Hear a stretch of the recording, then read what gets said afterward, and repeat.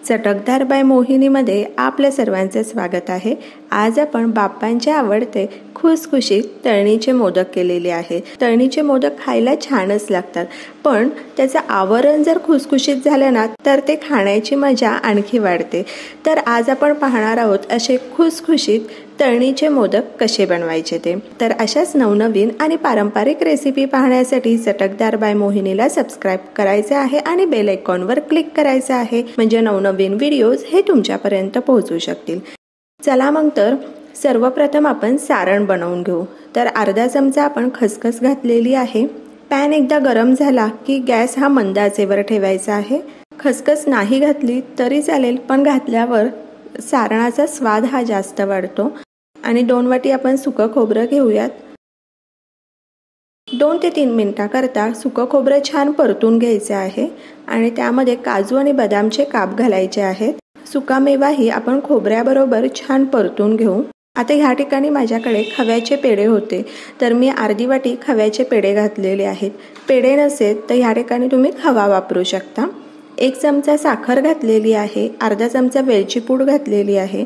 आता ह्या ठिकाणी मी पेढ्यांचा वापर केलेला आहे, त्यामुळे साखरेचं प्रमाण हे कमी ठेवलेलं आहे। पण जर तुम्ही खवा वापरत असाल 2 वाटी खोबऱ्याच्या किससाठी आपण 1 वाटी साखर वापरू शकतो, पण साखर तुमच्या आवडीनुसार तुम्ही कमी जास्त करू शकता।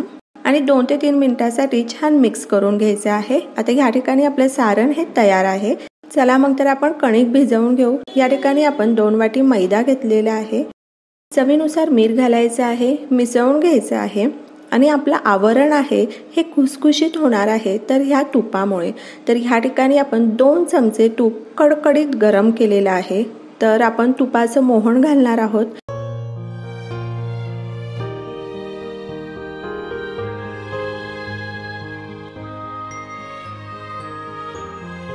सर्व पिठाला आपण तूप छान लावून घ्यायचं आहे।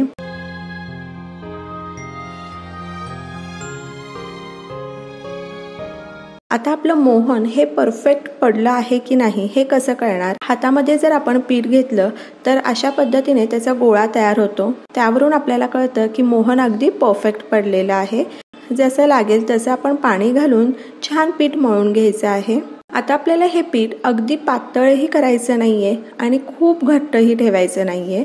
पीठ अगदी पातळ केलं तर मोदक व्यवस्थित बनणार नाही, तर त्याकरता आपण मध्यम असं पीठ मळून घेतलेलं आहे।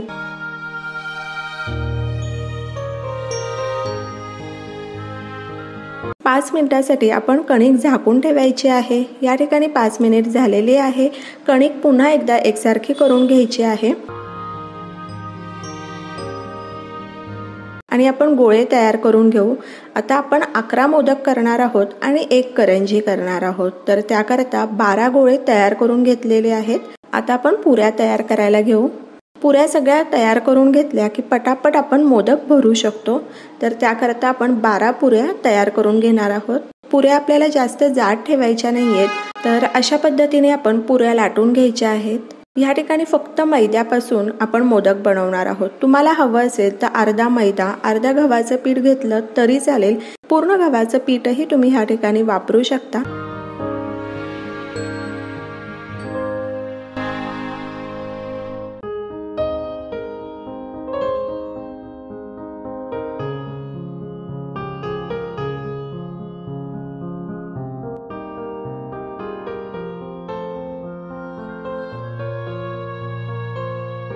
चला मग तर आता मोदक तयार करायला घेऊ। सारण भरूयात आणि अशा पद्धतीने आपण मोदक तयार करायचे आहेत।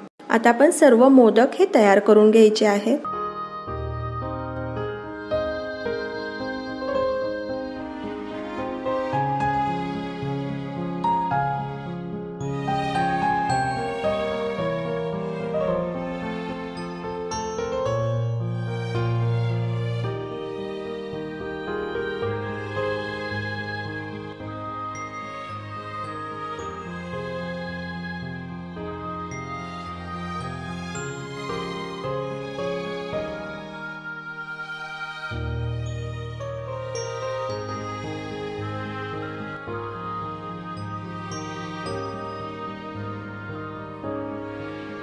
आता या ठिकाणी तुम्ही पाहू शकता आपले सर्व मोदक तयार झालेले आहेत। आता करंजी तयार करू।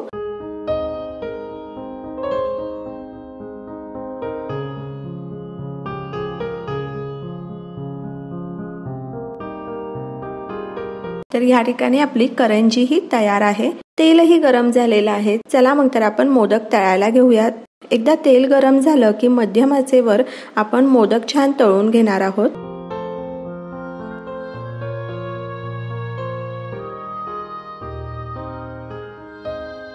तळणीच्या मोदकांबरोबरच आपल्या चॅनलवर इतर मोदकही अवेलेबल आहे। जसं की आपल्याला वेळ नसेल तेव्हा आपण झटपट पान मोदक तयार करू शकतो, चॉकलेट मोदक तयार करू शकतो। तर असे अनेक मोदकांचे प्रकार आपल्या चॅनलवर अवेलेबल आहे।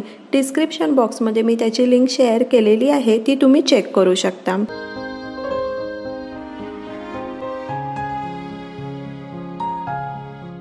तर या ठिकाणी आपले मोदक हे तळून झालेले आहेत।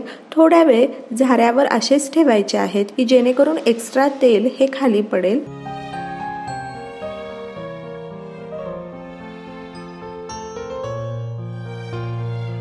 तर अशा पद्धतीने आपले सर्व मोदक हे तयार आहे। मोदक अगदी खुसखुशीत झालेले आहेत। तर तुम्ही अशा पद्धतीने तळणीचे मोदक करून पहा, मोदक अप्रतिम होतात। अशाच नवनवीन आणि पारंपरिक रेसिपी पाहण्यासाठी चटकदार बाय मोहिनीला सबस्क्राइब करायचं आहे आणि बेल आयकॉनवर क्लिक करायचं आहे, म्हणजे नवनवीन व्हिडिओज हे तुमच्यापर्यंत पोहोचू शकतील। आणि वेळात वेळ काढून तुम्ही माझी ही रेसिपी पाहिली तर त्यासाठी तुमचे खूप खूप खूप धन्यवाद। पुन्हा भेटूया अशाच एका नवीन रेसिपी बरोबर।